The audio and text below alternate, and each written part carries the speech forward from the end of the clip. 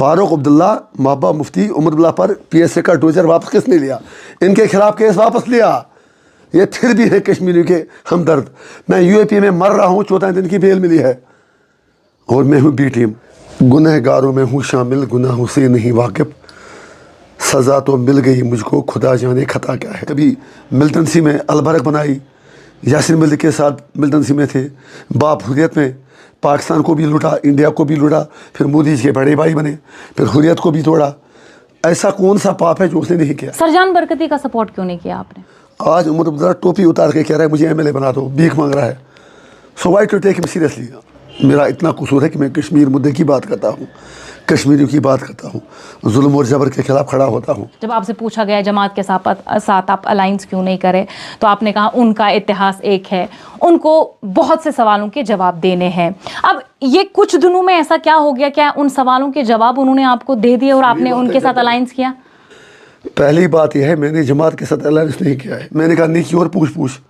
अगर मोदी जी भी कहेगा कि मैं इंजीनियर रशीद के एजेंडे के साथ हूँ, मैं कहूँगा बिल्कुल आइए आप, मुझे कोई फर्क नहीं तो पड़ेगा। उनके साथ भी आप जो है अलायंस कर सकते हैं अगर वो आपके अगर वो रायशुमारी कराएगा, अगर वो कश्मीर का मुद्दा हल कराएगा, अगर वो मारदाड़ यहाँ बंद कराएगा, 370 वापस करेगा, 35 वापस करेगा, इतना मान लेगा कि कश्मीर एक मुस्लिम डोमिनेटेड स्टेट है, इसका डेमोग्राफी चेंज नहीं करेंगे, अगर वो मेरी बातें मान लेगा तो मुझे क्या एतराज़ है? वो चीज़ करेंगे जिसकी आपको एश्योरिटी दी जाए। मैं पहले करके लूँगा, तब मैं उनसे कोई अलायंस करूँगा।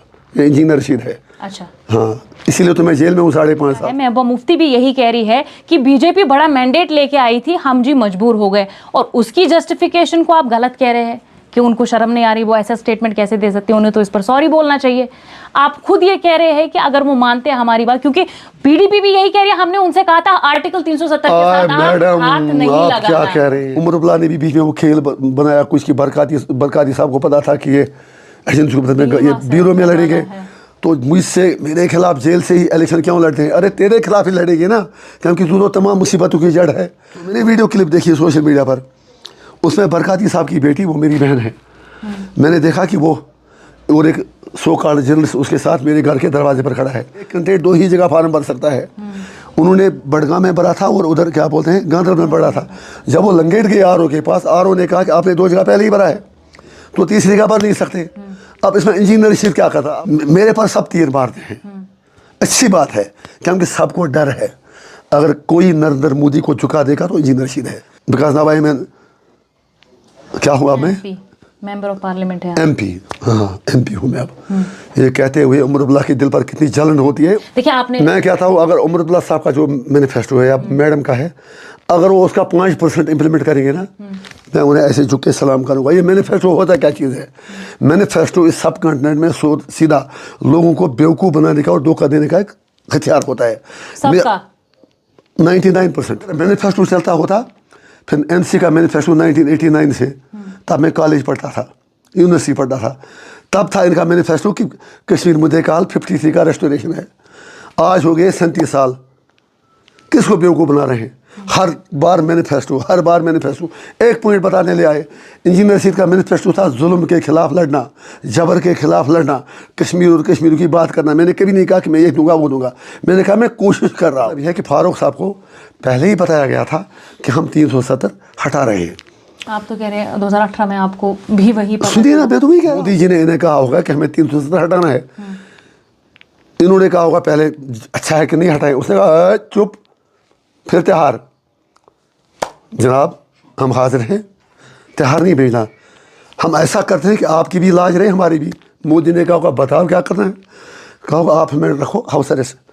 अगर आप हमें ऐसा नहीं करोगे तो लोग कहेंगे निकलो सड़कों पर, हम आपके साथ निकलेंगे। लाखों कश्मीरी सड़कों पर निकलते, 100% ही है। Connect the dots. उन्होंने कहा ठीक है। फिर उन्होंने कहा लेकिन एक प्रॉब्लम है थोड़ा सा, अगर आप इंजीनियर रशीद को रखेंगे हमारे साथ, वो तो कुछ ऐसा करेगा कि हम मजबूर हो जाएंगे, उसको हमसे अलग रखें। उसने कहा वो कौन होता है, उसकी औकात, उसको त्योहार भेजने के। ये तो खुश होंगे, हमें त्योहार भेजा, वो वहाँ बैठे। आखिर इंजीनियर रशीद ऐसा क्या कर रहे हैं जिससे लोग इनकी ओर जो है आगे बढ़ते जा रहे हैं और ये लोगों का दिल जीतते जा रहे हैं? इस वक्त हमारे साथ इंजीनियर रशीद मौजूद है। इंजीनियर रशीद किसी तारुफ के मोहताज नहीं है। इंजीनियर साहब बहुत बहुत शुक्रिया आपका।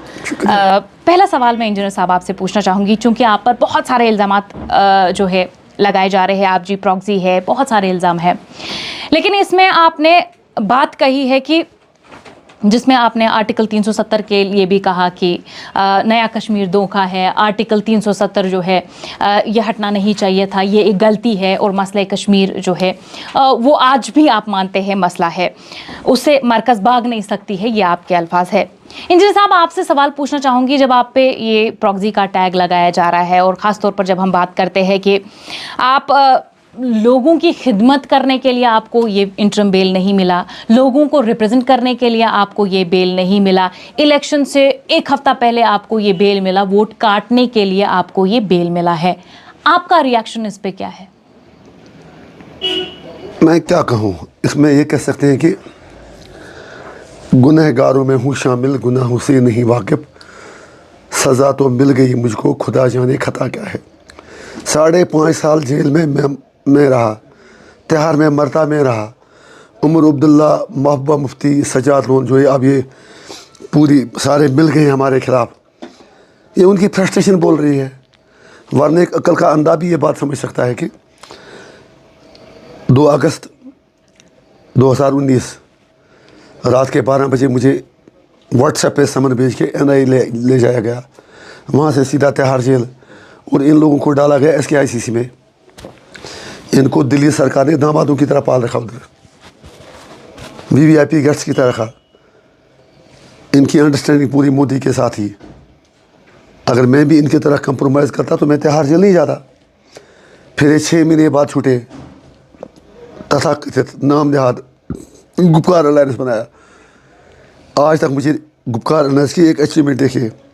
फिर इलेक्शन का समय आया DDC का, तो सीटों पर झगड़ा। उसके बाद उमर साहब मैडम ने कहा कि हम UT में इलेक्शन नहीं लड़ेंगे। फिर MP का इलेक्शन आया तो अलग अलग लड़े, असेंबली का आया अलग अलग लड़े। बीच में शुभू सोरेन, अरविंद केजरीवाल, उनकी पत्नियों ने अपने पतियों के लिए वो पब्लिक जलसे किए उनकी रिलीज़ के लिए, उसमें गए बोलने के लिए। लेकिन हमारी रिहाई के लिए कभी एक बार भी बात नहीं की। तिहाड़ में इनके 3 सॉरी अपनी किस्मत उनकी कहा, दिल्ली में उनके 3 MP थे, एक बार भी वो तिहाड़ हमसे मिलने नहीं आए। चलिए अब मैं उनका दुश्मन था, वहाँ दर्जनों कश्मीरी बैठे। उमर अब्दुल्ला साहब या मैडम या सजाल उनसे पूछा क्या एक बार आप उनके पास गए? एक बार किसी एक इनमेट को पता है उन्होंने वकील करके दिया। So why to respond to these questions. मैं अपने आप को मैं बिलिटल करूँगा अगर मैं इनका रिस्पॉन्स। अब मैं BJP का प्रॉक्सी हूँ। अब देखिए शर्म की बात क्या है ये। वो इंजीनियर रशीद जिसने असेंबली के अंदर, आपको भी शायद पता होगा, 2015 में BJP के हाथों मार खाई उस बीफ का, जब इशू किया उन्होंने ड्रामा बनाया बीफ पार्टी का। सो कॉल्ड असल कहानी क्या थी, किया क्या। फिर जम्मू में मेरी गाड़ी 2 बार तोड़ डाली। फिर रविंद्र रैना ने इतना तक कहा, तब तो कोई इलेक्शन नहीं था, उसने कहा जो मुझे इंजीनियर रशीद की ज़बान काट के देगा मैं उसको 5 करोड़ रुपया दूँगा। UAP उस पर लगना चाहिए था, जेल मुझे भेजा गया। फिर दिल्ली प्रेस क्लब में हम पर पूरा इंक अटैक किया गया। उसके बाद UAPA में ना हमने कुछ किया, ना खाया ना पिया। फिर 3 साल 4 साल बाद फिर ED का भी केस लगा दिया। कहीं दे नहीं लिखा रहा कि 10 रुपये हमने किससे लिया है। Anyway let me not discuss the merits of the case. ये सारा इसलिए था कि मैं BJP के साथ इन लाइन फॉल करूँ। मतलब मुझे बहुत पैन होती है ये सुन के। पूरे इंडिया में एक MLA, एक political leader, specially main stream leader, जिसको 5.5 साल UAP में बंद रखा, और वो भी कुछ किए बगैर। मेरा इतना कसूर है कि मैं कश्मीर मुद्दे की बात करता हूँ, कश्मीरियों की बात करता हूँ, जुल्म और जबर के खिलाफ खड़ा होता हूँ, तो मुझे कोई फ़र्क नहीं पड़ता। कश्मीर के लोग जानते हैं उमर साहब की बातों को या मैडम की बातों को कोई सीरियस नहीं लेता। अगर सीरियस लेते फिर लोग उनको नॉर्थ कश्मीर से उतना ज़ोरदार थप्पड़ नहीं मारते कि उनके दोनों गाल लाल हो गए। उनकी क्रेडिबिलिटी कहाँ है? आज उमर अब्दुल्ला टोपी उतार के कह रहा है मुझे MLA बना दो, भीख मांग रहा है। So why to take him seriously? I don't take him seriously. फिर एक तो वो हैं, तीसरे हैं सजाद लोन साहब उनके, हमारे नॉर्थ कश्मीर के। वो तो परसों तक कह रहा था मोदी जी बड़ा भाई है। अब बड़े भाई ने पूरी कोशिश उसे जिताने की, मुझे जेल में रखा, बेल नहीं दी, फ़ोन कॉल मेरा बंद किया, सब कुछ बंद किया। Every inmate has a right call, make a 5 minute call to his family, make a VC call 2 times a week। तो मेरे 6 महीने से वो भी डिस्कनेक्ट कर दिया। फिर अमित शाह जी, अगर आपको याद होगा, 15 मई को इलेक्शन से 5 दिन पहले कश्मीर आए, जबकि पूरे देश में कंट्री इलेक्शन का माहौल था। सिर्फ इसलिए आए कि मोदी जी के छोटे भाई के लिए कुछ करें, क्या कुछ कर सकते हैं। तो क्या किया, एक मेरे जितने भी परमिशन थे, you can go and check the official records, वो मेरे सारे परमिशन कैंसिल करवा दिए। पुलिस के अफसरों को, आर्मी में जो लोग काम करते हैं, उन्हें बताया गया कि आपको वोट सज्जाद साहब को देना है। हमने मॉनिटरिंग रखी है। I am not lying, I have never lied in my life, I am not exaggerating also, why to exaggerate. तो कहा कि वोट सज्जाद उनको देना है। अमित शाह ने पूरी कोशिश की, हमारे परमिशन कैंसिल किए, मुझे तिहाड़ जेल में मतलब वर्ष सप्रेशन का शिकार बनाया। तो जब रिज़ल्ट आया, सज्जाद साहब 3-3.5 लाख वोटों से हार गया। तो वो इतना बेवफा निकला कि इलेक्शन हारने के बाद उसको लगा बीजेपी का यहाँ काम चलेगा नहीं, तो उसने कहा कि मेरा बीजेपी के साथ कोई वास्ता नहीं है। फिर कहने लगा कि मोदी का जो यार है गद्दार है, गद्दार है। अरे बाबा, शर्म तो करो, तुमने सपने में नहीं दिन में कहा था कि मोदी मेरा भाई है। अब भाई से दुश्मन कैसे बन गए। और कश्मीर के लोग उस पर हंसते हैं कि ये आदमी how fast he has been changing stances. कभी मिल्टन में अलबरक बनाई, यासिन मलिक के साथ मिल्टन में थे, बाप हुर्रियत में पाकिस्तान को भी लूटा, इंडिया को भी लूटा, फिर मोदी जी के बड़े भाई बने, फिर हुर्रियत को भी तोड़ा। ऐसा कौन सा पाप है जो उसने नहीं किया है। वो तो आज कह रहे हैं, मैं पूरी एश्योरिटी के साथ कहता हूँ कि इंजन रशीद जो है वो बीजेपी की प्रॉक्सी है। अच्छी बात उसने कही, क्योंकि पिछले उन्होंने ये भी कहा 2 महीने से ये जेल में भी नहीं थे। इनसे पूछे कि ये कहाँ थे। मैं अब अगर कोई मुझे कहेगा 2-2-5 होते हैं, तो अगर मैं उम्र पर भी आपको समझाऊँ, सवाल का जवाब कोई दे पाएगा। वो एक मूर्ख आदमी है, बेवकूफ़ है अगर उसने ऐसा कहा है। हमने आज वकील से बात भी की, उसके खिलाफ मैं सीधा कोर्ट में कंप्लेंट फाइल कर रहा हूँ। अगर यहाँ थाने का मुंशी भी किसको बुला के लेता है, तो कम से कम जब तक गाँव का सरपंच मुखिया नहीं जाके पाँव नहीं पड़ते, तब तक मुंशी नहीं छोड़ता है। आप खुद अंदाज़ा करें, और आपको भी शायद ऐसे नॉन सीरियस क्वेश्चन पूछने नहीं चाहिए। Sorry, you are at liberty, ask whatever you want say, but थोड़ा अपने प्रोफेशन का आप लोग भी ख्याल रखें। हाउ इट इज़ पॉसिबल कि तिहाड़ में बंदा बंद है, जिस तिहाड़ में आपको शीशे के बीच में बात करनी पड़ती है। 11 तारीख को मेरी बेल हुई, नहीं 10 तारीख को, 10 तारीख को, 11 तारीख को पेपर्स बने, 11 तारीख में दुनिया के सामने निकला, पूरा मीडिया बड़ा था, नेशनल मीडिया गेट के बाहर। तो 2 महीने कैसे मैं बाहर निकल सकता था। And having said that, how it is possible, वहाँ एक एक चीज़ की फॉर्मेलिटी होती है। तो आप मानते हैं कि ये झूठा? सुनिए ना, वो मैंने नहीं, मैंने आज वकील से बात की है और कल मेरी हियरिंग भी है। तो मैं कल जज साहब से भी रिक्वेस्ट करूँगा। इस तरह एक बंदे ने कहा है, तो ये आपकी क्रेडिबिलिटी पर भी शक है, जेल वालों की भी क्रेडिबिलिटी शक है। तो कम से कम ये देख लीजिए, अगर ऐसा है तो जेल के डीजी को सस्पेंड कीजिए। अगर ऐसा नहीं है तो उस बंदे को, मुझे 5.5 साल रखा तिहाड़ में, उसको 5.5 घंटे तिहाड़ में रखेगा तो उसकी डेड बॉडी आएगी, क्योंकि हार्ट अटैक से मर जाएगा।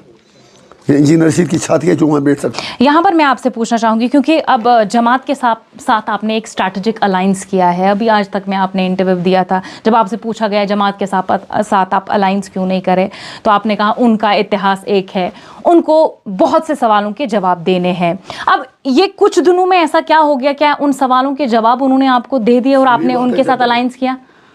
पहली बात यह है, मैंने जमात के साथ अलायंस नहीं किया है। जब लोगों ने नॉमिनेशन फार्म फाइल किए फर्स्ट फेज़ के, जब वो एक्सेप्ट हो गए, एक्सेप्ट होने का मतलब क्या है, एक्सेप्ट एज पर लॉ ही हुई है ना, as per the guidelines of the election commission और whatsoever was there the provision in the constitution, ठीक है, और व्हाटसोएवर। सो इसका मतलब वो एक ड्यू प्रोसेस ऑफ लॉ से उन्होंने फार्म भर लिया, स्टैंड हो गया। So then how are the criminals, how are the separatists. एक उसके बाद उनकी तरफ से प्रस्ताव आया, पहले उनका प्रस्ताव आया कि हम इंजीनियर रशीद की हेल्प करना चाहेंगे, अगर उन्हें चाहे जहाँ पर हमारे कैंडिडेट नहीं है। मैंने कहा नहीं की और पूछ अगर मोदी जी भी कहेगा कि मैं इंजीनियर रशीद के एजेंडे के साथ हूँ, मैं कहूँगा बिल्कुल आइए आप, मुझे कोई फर्क नहीं तो उनके साथ भी आप जो है अलायंस कर सकते हैं, अगर वो आपके अगर वो रायशुमारी कराएगा, अगर वो कश्मीर का मुद्दा हल कराएगा, अगर वो मारदाड़ यहाँ बंद कराएगा, 370 वापस करेगा, 35 से वापस करेगा, इतना मान लेगा कि कश्मीर एक मुस्लिम डोमिनेटेड स्टेट है, इसका डेमोग्राफी चेंज नहीं करेंगे, अगर वो मेरी बातें मान लेगा तो मुझे क्या एतराज़ है। मुझे पता है जब उमर अब्दुल्ला राहुल गांधी के साथ कुछ भी कर सकता है, जिन्होंने सारा बर्बादी कर दी, अगर मोदी कश्मीर का इशू रिजॉल्व करता है as per aspirations and wishes of Kashmiri people, तो लगता है आपको ऐसा होगा? क्यों नहीं होगा? आपके मानते हैं 8 तारीख का वेट कीजिए, जब रिजल्ट आएगा इन सबको इनकी नानी याद आएगी जो रिजल्ट आएगा। तो आप क्या मानते हैं? आप हम बार्गेनिंग करेंगे हर किसी से, हम कहेंगे कश्मीर का मुद्दा हल करो, मेरे लिए सरकार बनाना प्रायोरिटी नहीं है, हमारे लिए वॉइस इंपॉर्टेंट है। अगर हमारे पास MLA 10, 15, 20, 25, 30 आते हैं तो मैं I want to take this fight Kashmir से लेके दिल्ली में। तो फिर एक मिनट क्योंकि यहाँ सप्रेशन पूरा है, ऑपरेशन पूरा है। यहाँ आप तिहाड़ जेल में कम से कम 20 बच्चे सोशल मीडिया पोस्ट पर तिहाड़ जेल में बंद हैं। इतना यहाँ पर लोगों का मुंह मतलब बोल के लब आज़ाद है तेरे, सबके लब बंद हैं। तो मैं चाहता हूँ कि एक ऐसी टीम मेरे साथ आए जिनको थोड़ा कॉन्स्टिट्यूशनली पावर भी हो, MLA हो, MP हो, ताकि हम ये लड़ाई यहाँ से निकाल कर दिल्ली में लड़ें और हल तो देना ही है। फिर चलिए, आपने यहाँ बीजेपी की बात की है, जिस PDP को आप बार बार निशाना बना रहे हैं, हालांकि सब पार्टीज आज एक दूसरे को निशाना बना रहे हैं। बीजेपी PDP के जो सरबराह है महबूबा मुफ्ती भी यही कह रही है कि बीजेपी बड़ा मैंडेट लेके आई थी, हम जी मजबूर हो गए, और उसकी जस्टिफिकेशन को आप गलत कह रहे हैं कि उनको शर्म नहीं आ रही, वो ऐसा स्टेटमेंट कैसे दे सकते हैं, उन्हें तो इस पर सॉरी बोलना चाहिए। आप खुद ये कह रहे हैं कि अगर वो मानते हैं हमारी बात, क्योंकि PDP भी यही कह रही है, हमने उनसे कहा था आर्टिकल 370 के साथ मैडम हाथ नहीं आप लगाना क्या है। कह रहे हैं, थोड़ा सोच समझ कर बताइए। आप क्या मैडम ने जो महबूबा जी ने कहा, उन्होंने कहा हमारा एक एजेंडा ऑफ अलायंस था जी, हमने वो पूरा कर लिया, वही कह रही ना। जी। तो end of the day, at the end of the day क्या हुआ, उनकी सरकार उन्हें ले ली। मैं तब मानता मैडम की बात, अगर वो बीजेपी से कहती मुझे आपका सपोर्ट नहीं चाहिए, कह रहे तभी अलायंस में थे, तभी उन्होंने कुछ नहीं किया ना। लेकिन फिर तो हुआ, लॉन्चिंग पैड कौन बना बीजेपी का? तो आपके में वो नहीं हो सकता है? प्लीज, अगर मैं ये मानता, अगर बीजेपी कंप्लीटली आर्टिकल 370 को कुछ नहीं करती, उनकी सरकार 5 साल चलती, 6 साल चलती, ऐसा हुआ नहीं।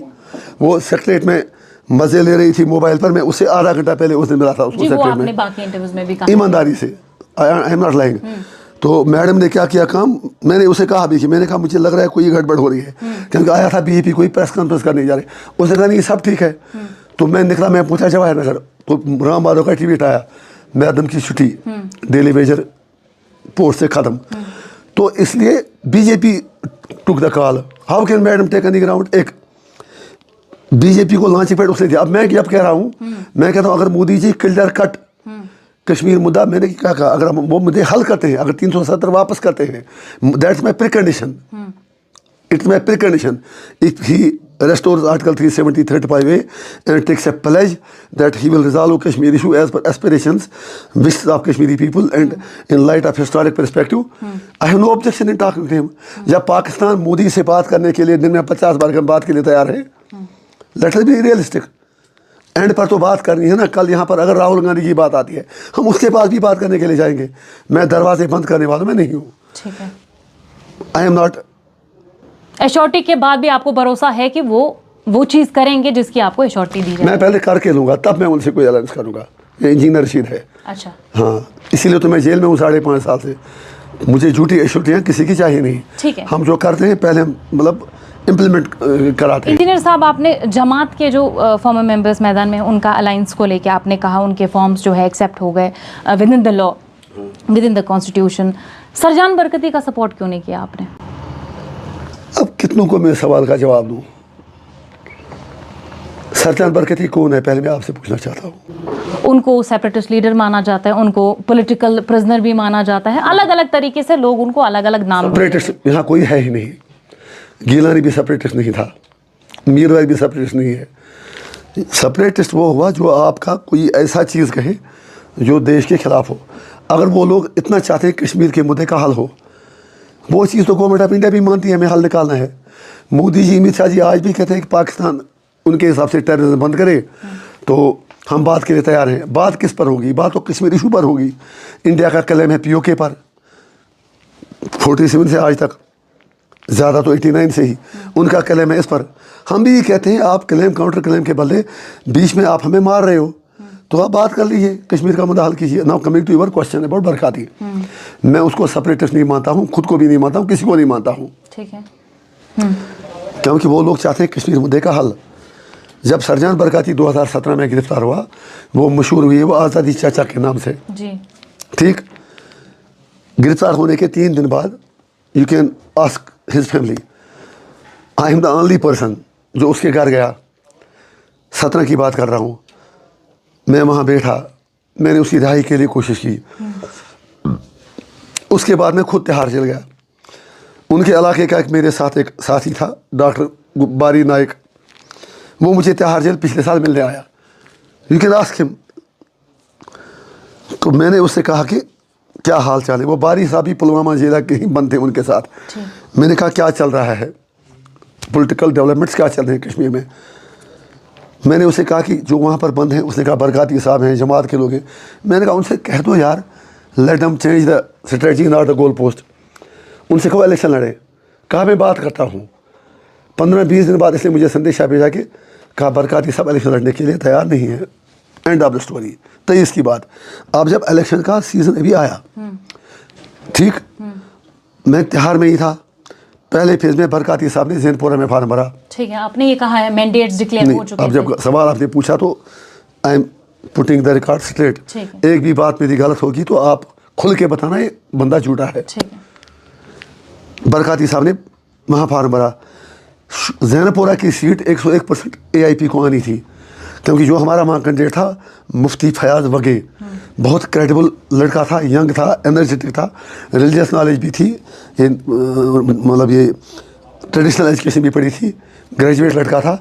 लेकिन चाल करके एजेंसियों ने, सचमुच के BJP के प्रॉक्सियों ने, मैडम मुफ्ती ने काम करवाया। हमारे कैंडिडेट का भी फार्म रिजेक्ट करवाया और बरकाती साहब का भी रिजेक्ट करवाया। मैं तिहाड़ में ही था। उसके बाद बरकाती साहब ने भरा फार्म गांधरबल में।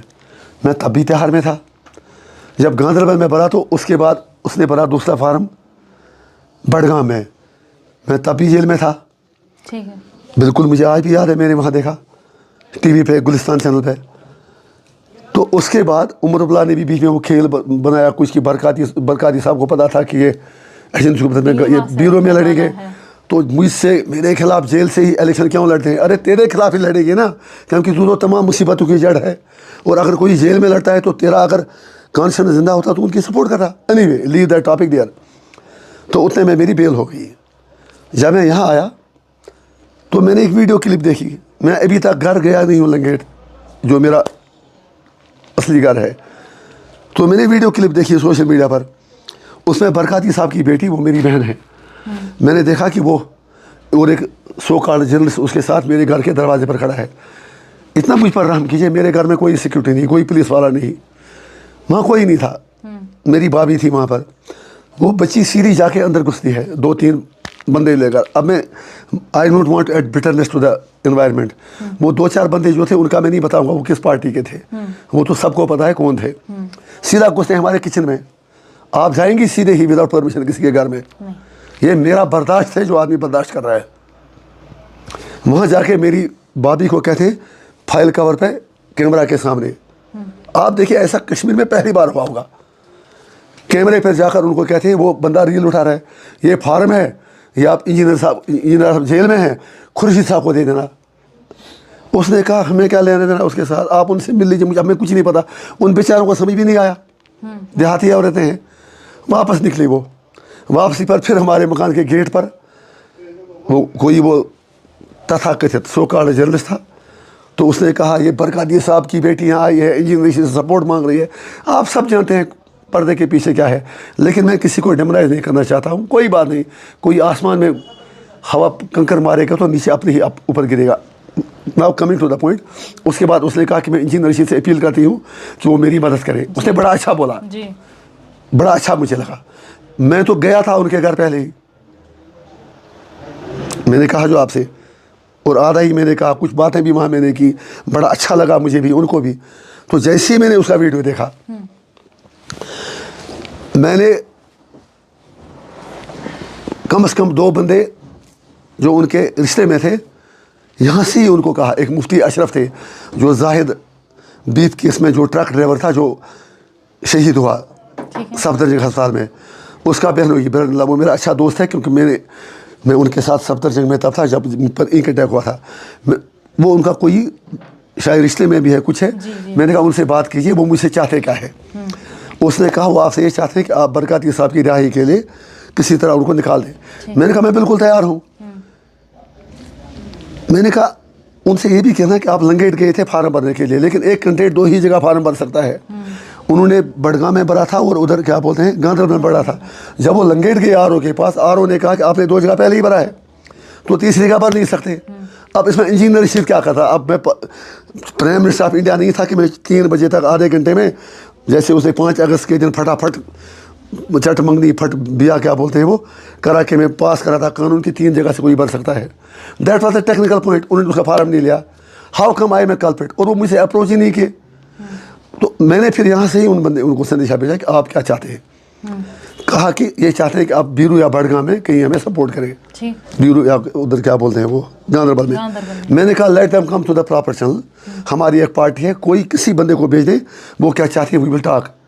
आए ही नहीं, आज तक कोई नहीं हमारे पास आया। अच्छा, आए ही नहीं ना। आप बता दें अगर कोई आया तो आप जो मर्जी में सजा दें। सो ज़्यादा मैं नहीं कहूँगा, मेरे पास सब तीर मारते हैं। अच्छी बात है क्योंकि सबको डर है। अगर कोई नरेंद्र मोदी को झुका देगा तो इंजीनियर रशीद है, अगर कोई यहाँ पर सही बोलता है तो इंजीनियर रशीद है। यहाँ मुझे हुर्रियत से भी सवाल करने हैं, मैं आज ही करता लेकिन इलेक्शन ख़त्म होने दो। इस कश्मीर की बर्बादी में यहाँ के सब लोगों का हाथ है। मैं 2008 में नौकरी छोड़ के इलेक्शन में आया हूँ। बता दें मुझे मैंने क्या गलत किया है, मैं एक दिन का हिसाब दूंगा। तो इसलिए सरजान बरकाती की जो बेटी है मुझे उनका पूरा एहतराम है। और जो उनकी रहाई की जगह तक बात है, जो भी कंसर्न क्वार्टर्स हैं, बिकॉज नाउ आई मैं क्या हुआ, मैं मेंबर ऑफ पार्लियामेंट है, MP। हाँ, MP हूँ मैं अब। ये कहते हुए उमर अब्दुल्ला के दिल पर कितनी जलन होती है, उसका वो आपको मतलब कह रही हैं कि मतलब जो लगे वो कहते हैं। और ये कह के मोदी को कितनी जलन होती है, वो तो दुनिया जाने। वो तो खुल के कहते हैं आपके मीडिया भी सेपरेटर से जीत गए, पाकिस्तान तरफ से जीत गए। चलिए, सच बोलने के लिए कोई कीमत चुकानी पड़े, I am ready. So to conclude, Barkati साहब की बेटी के लिए हमारे दिल में रिस्पेक्ट है। उनकी रिहाई, उनकी ही क्या, हर एक की रिहाई के लिए हमारा कर्तव्य कोशिश करना फ़र्ज़ है। और फिलहाल तो मैं खुद अभी 3 तारीख को क्या पता मेरा क्या होगा। इंजीनियर साहब, एक और सवाल है। आपकी पार्टी में जिनको आपने मैंडेट दिया है, तो आपकी कंसिडरेशन में वो है कि किस कैंडिडेट को मैंडेट मिला है, उसके बारे में आपको जानकारी, क्योंकि आप तो जेल में थे जब इनको मैंडेट दिया गया, आपके साथ बातचीत कोई हुई मैंडेट को लेके? क्योंकि आपने डॉक्टर बारी नायक का नाम लिया है, वो भी आपकी पार्टी में जुड़े, लेकिन जब उन्होंने आपकी पार्टी छोड़ी, उनने कुछ बातें मीडिया में कही। उनने कहा इनकी पार्टी में जो लीडर्स है या जो मेंबर्स है जिनको मैंडेट मिला, उन पर FIRs लगे, उन्होंने घोटाले किए हैं, लोगों को धोखा दिया है, मतलब वो क्राइम्स में इन्वॉल्व है, उन्हीं को इन्होंने मैंडेट दे दिया। लोग उन पे भरोसा कैसे करेंगे? अब लोगों का दिल वो कैसे जीतेंगे? और अगर वो लीडर बनते हैं तो आगे वो क्या करेंगे? इस पर मैं आपका रिएक्शन जानना चाहती हूँ। पहली बात यह है, वो जिस आदमी का आप जिक्र करें डॉक्टर बारी का जी, 2014 में उसने हमारी AIP तब हम बना रहे थे, इलेक्शन लड़ा, कुछ 800-900 वोट लिए अपने कॉन्स्टिट्यूंसी से। फिर 2-3 साल मेरे पास चलता रहा। उसके बाद उसकी अपॉइंटमेंट होगी एज असिस्टेंट प्रोफेसर। तो उस दिन से उसने एक तरह से राजनीति छोड़ ही दी। लेकिन जब धारा 370 हटी तो उसको भी जेल में डाल दिया गया। आप समझ गई मैम? तो जेल में जब छोड़ा, उसके बाद टर्मिनेट हुआ, तो वो मुझसे मिलने तिहाड़ में आया। ऑफिशियली वो AIP में थे ही नहीं।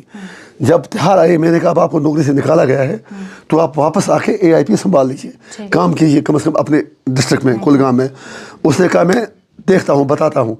लेकिन आज तक वो he could not take a call. उसके बाद उसने क्या किया, MP का इलेक्शन है, उसने फार्म भरा, उसका फार्म रिजेक्ट हुआ। उसे ये कहा गया कि मैं जेल में ही था, उससे कहा गया कि तुम्हारा नौकरी से मतलब हमने निकाला है, इसलिए आप इलेक्शन लड़ नहीं सकते। तो उसके बाद उससे मेरा कोई राब्ता ही नहीं है। तो अब हाँ, आप सॉरी, जो अब आपने अब ये कहा, मुझे ये बताइए, यहाँ राम जी को भी लोगों ने क्या क्या नहीं कहा, पैगंबरों को भी बातें की, किसी के कहने से होता क्या है? यहाँ किस पर FIR नहीं लगे, उस पर खुद कितने FIR है, मुझे ये बताइए।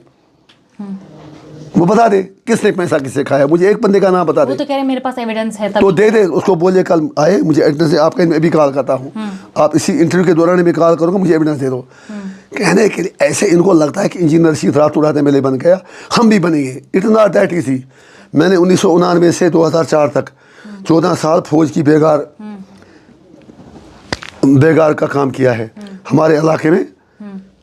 आपको भी पता होगा, 8-8 बंदे हर गाँव से, 50 गाँव के 400 बंदे पूरे दिन 24 घंटे फौज के साथ अनपेड लेबरों की तरह आरओपी के लिए रोड अपनी पार्टी के आगे जाते थे, उसमें लोग मरे भी, फिर दिन भर काम करते थे। और मैंने भी जब हिसाब लगाते 400 दिन बेकार के लिए है, उसके खिलाफ लड़ा हूँ मैं। 4 बार मुझे घर से निकाल दिया गया है, एंड पर तंग आकर मैंने नौकरी छोड़ दी। फिर लोगों को पता था इसने हमारे लिए कुछ किया है, तब जाके मैं एमएलए बना।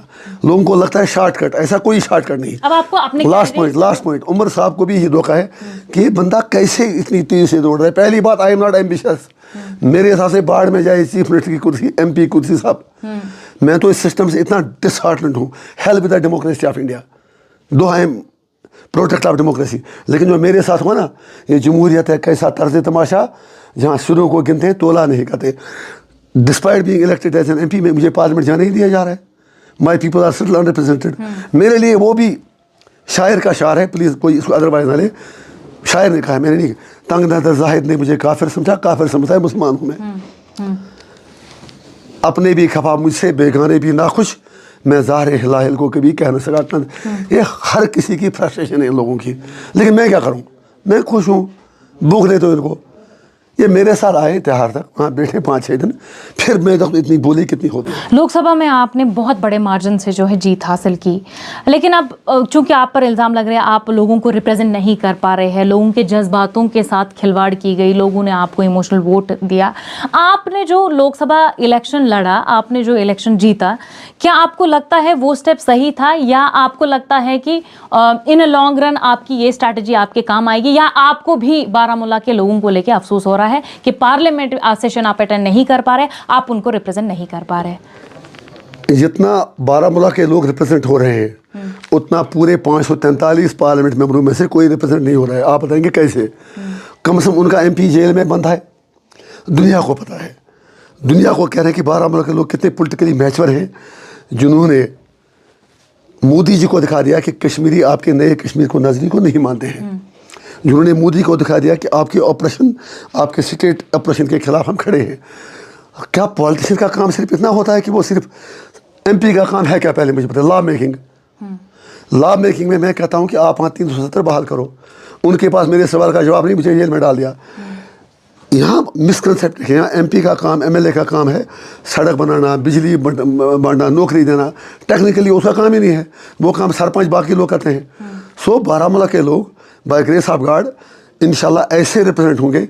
मैं आपको गारंटी से कहता हूँ, मेरे 5 साल का टेन्योर पूरा इंडिया याद करेगा कि एमपी हो तो ऐसा, जैसे एमएलए होकर मैंने काम किया। और कुछ सालों में पूरे कश्मीर पर हमारी जो आइडियालॉजी है, इस वक्त कम से कम लोगों के दिलों की धड़कन है। तो I will prove my worth because I am sincere. और बारामूला के लोग, अगर ऐसा होता, काश आज आप मेरे साथ होती, टंगमर्ग, संग्रामा, वहाँ कुपवारा वगैरह में, तो कल कुपारा आपने खुद देखा, हजारों लोग हैं।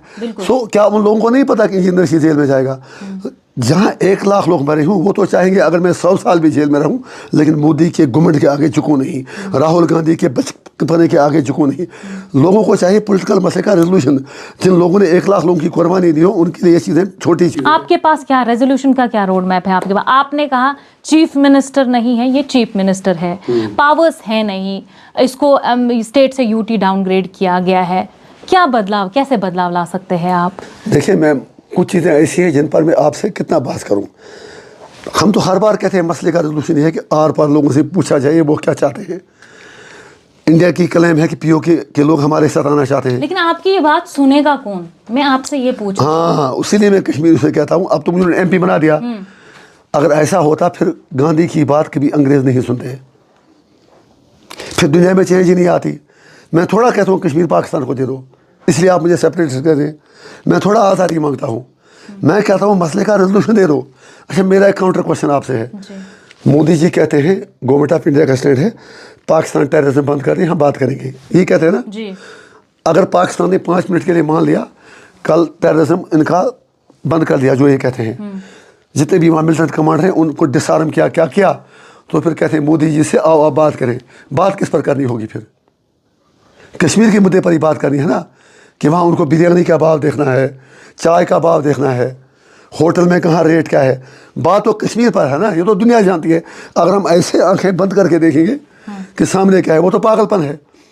इसीलिए मोदी जी बात से भाग रहे हैं, because he try to change the goal post by abrogating article 370। Modi ji ने चाल की कि मैं गोल पोस्ट चेंज कर रहा हूँ, लेकिन बुरी तरह फंस गए उसमें। आज मोदी जी के पास रेजोल्यूशन है ही नहीं। अगर उसने 370 खत्म नहीं किया होता, there was a possibility that there would have been a solution possible within embeds of Indian constitution. Modi ji आज पछता रहे हैं क्योंकि इंडिया के लोगों ने भी उनके नैरेटिव को ख़त्म कर दिया। मोदी जी ने कहा था कि मुझे 370 सीटें दीजिए क्योंकि मैंने कश्मीर में 370 हटाया है। इज इट राइट और रॉन्ग? अगर उतना मोदी जी के 370 हटाने से देश के लोगों को प्रेम होता, फिर वो उसे कम से कम 370 सीटें देते। उन्होंने 240 ही दे दी। इसका मतलब क्या है? Despite all the fake propaganda by the so called nationalist media, national media and nationalist media दो डिफरेंट टर्म्स हैं। सो कॉल्ड मैंने पहले कहा, नोट करें ये बात, ये लिखें, बता दें लोगों को। So called nationalist media and so called national media. अगर वाकई हिंदुस्तान के लोग मोदी के आर्गुमेंट को बाय करते, फिर मोदी जी को कम से कम 370 सीटें मिल रही थी। इसका मतलब जो 140 करोड़ के देश में बसने वाले लोगों की मेजॉरिटी है, उन्होंने मोदी जी के उस नैरेटिव को रिजेक्ट किया। उन्होंने कहा अरे छोड़ो, बाढ़ में जाए तुम्हारा 370, हमारे लिए बेरोज़गारी इशू है, हमारे लिए जॉब अपॉर्चुनिटीज़ का इशू है, हमारे लिए बाकी इशूज़ हैं, ज़माने में और भी गम है तेरे सिवा। तो इसलिए मोदी का नैरेटिव धड़ाम से गिर गया।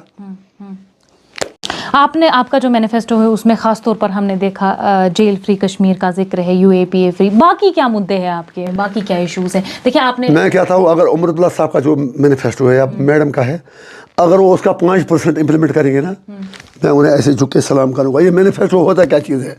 मैनिफेस्टो इस सब कॉन्टिनेंट में सीधा लोगों को बेवकूफ़ बनाने का और धोखा देने का एक हथियार होता है। सबका 99%। मैं आपको कहता हूँ, मेरा मैनिफेस्टो मैं सामने खड़ा हूँ, वो कागज़ का पेपर लिख के मैं उसके बाद अपने अलमारी के उस शेल्फ में रख लूँगा। मैं आई एम डिफाइनिंग, मैं आपको कहता हूँ ओवरऑल सिनेरियो में कह रहा हूँ बात। व्हेन आई से मैं, it doesn't mean me, it means any politician. मैं अभी साउथ कश्मीर में इलेक्शन आज हो गया, कल से आप देख लीजिए, अगर कोई इनमें से अब साउथ कश्मीर जाएगा, आप मेरे गले में जूते की माला डालें। हाँ, हो सकता है किसी की शादी के लिए जाए, दावत के लिए, कोई बड़ा खड़पिंच उनका, कोई इनका बड़ा वर्कर, उसकी डेथ हो जाए, खुदा बचाए, उसके घर ताजत के लिए जाए, लोगों को अब कुत्ता भी नहीं पूछेगा।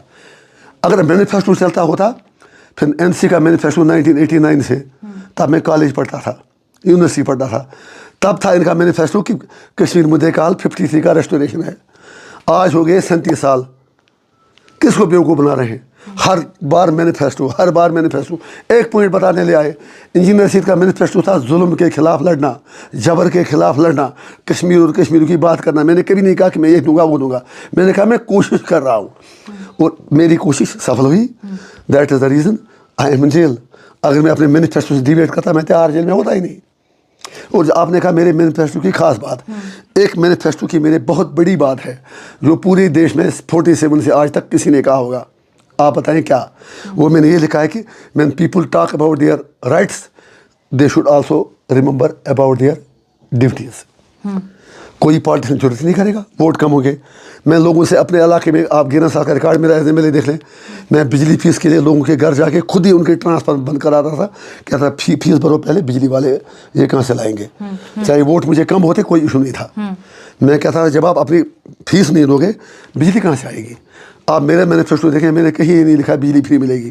मैं कह रहा हूँ फीस ले लो आप, लेकिन बिजली पूरा दे दो। हाँ, ज़्यादा बर्डन है, दैट्स इननेगोशिएबल। जैसे मोदी जी कहते हैं विश्व गुरु बन गए, सुपर पावर बनेंगे 47 तक, लेकिन उधर से दुनिया की कितनी 5वीं इकानमी कह रहे हैं, 5th इकानमी बने होंगे, वो आधे % लोगों के पास वो दौलत है। अगर उनकी बात सही होती तो 80 करोड़ लोगों को वो फ्री राशन नहीं देते। अच्छा इंजीनियर साहब, आपने एक और चीज़ कही है, जैसे उमर अब्दुल्ला ने, महबूबा मुफ्ती ने, सजाद गनी लोगों ने मिलकर आपको जेल भेजा है। मैं इस पर आपसे थोड़ा सा जानना चाहूँगी, उन्होंने कैसे आपको जेल भेजा? और आप बार बार ये जो सही कहा आपने, मैं बता रहा हूँ, 17 जुलाई 2018 मैं प्राइम मिनिस्टर मोदी जी से मिला। ठीक है। मनमोहन सिंह से 2 बार मिला था मैं एज प्राइम मिनिस्टर। हर किसी से, मतलब अमित शाह शायद वाहिद होम मिनिस्टर है जिससे मैं नहीं मिला। मोदी जी से 17 जुलाई 2018 को जब मैं मिला, 1 घंटा 20 मिनट 1 to 1 हमारी बात चली। मैं छोटा आदमी, मामूली एमएलए, उन्होंने पूरा टाइम दिया। बातों बातों में मुझे एंड पर लगा इनका मतलब बुलाने का था कि हम 370 हटा रहे हैं, तो आप थोड़ा सतर्क कोऑपरेट कीजिए। मैंने कहा कि अगर आप कुछ अच्छा करेंगे आई एम विद यू, अगर अच्छा नहीं करेंगे सर आई रेस्पेक्टफुली डिफर। तो उस दिन फाउंडेशन से पड़ा मेरी गिरफ्तारी का। उसके बाद क्या हुआ, उन्हें हटाना था बेसिकली पार्लियामेंट इलेक्शन से पहले 19 के। पुलवामा मामला हुआ, बालाकोट हुआ, तो थोड़ा डेफर किया उन्होंने। फिर जब सरकार मोदी जी की बनी, पहले 100 दिन में उन्होंने ये कांड कर लिया। लेकिन अगर आपको याद होगा 30 जुलाई 2019 को फारूक साहब ने कहा कि उनके 3 MP मोदी जी से मिले।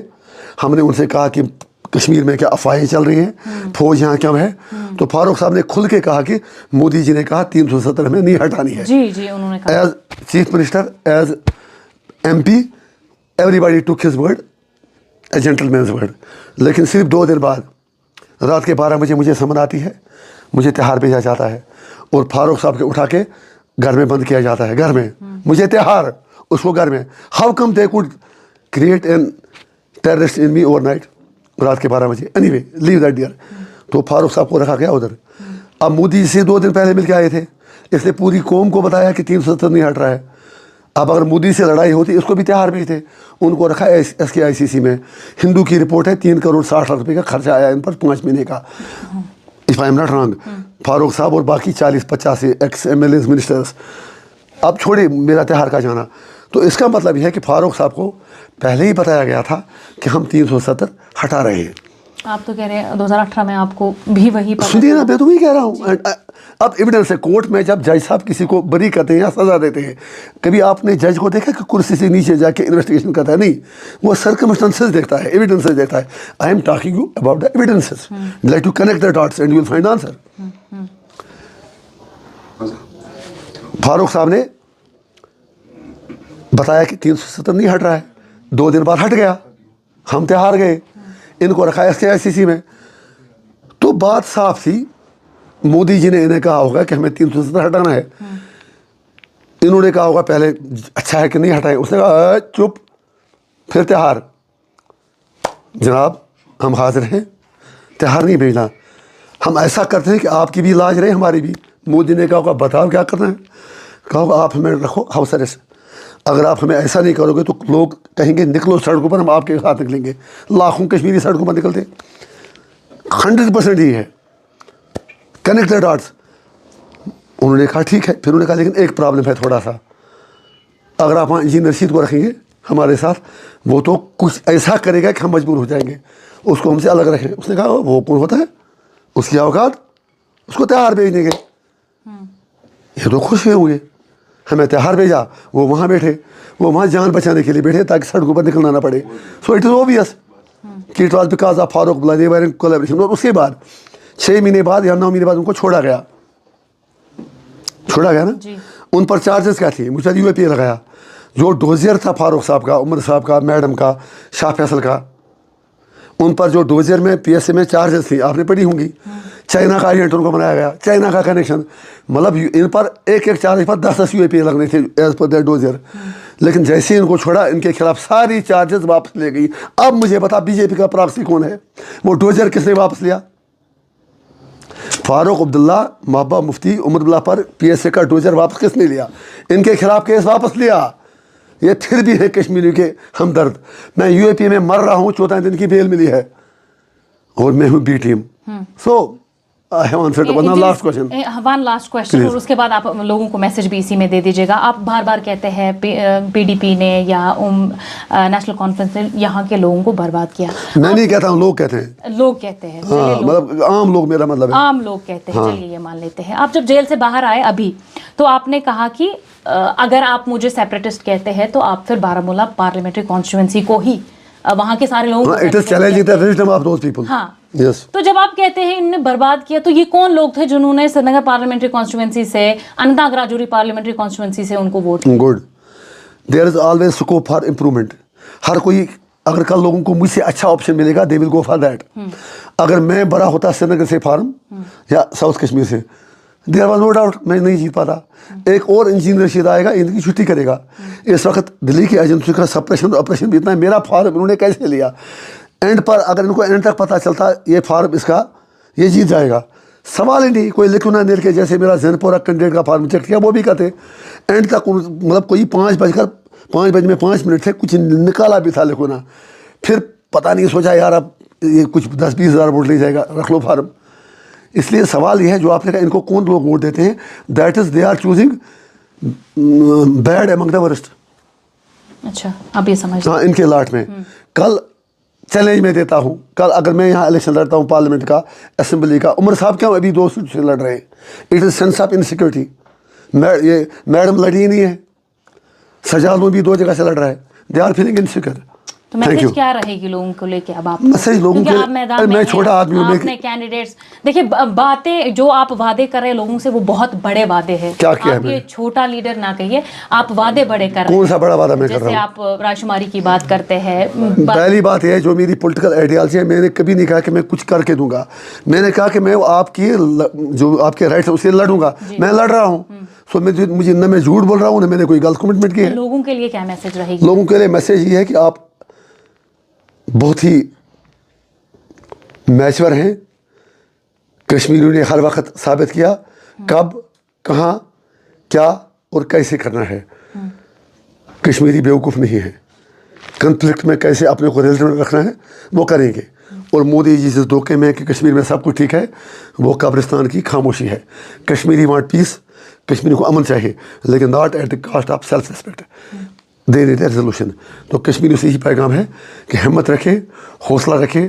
जो आपने मुझ पर पार्लियामेंट इलेक्शन में एतमाद रखा, I will not exploit your sentiments.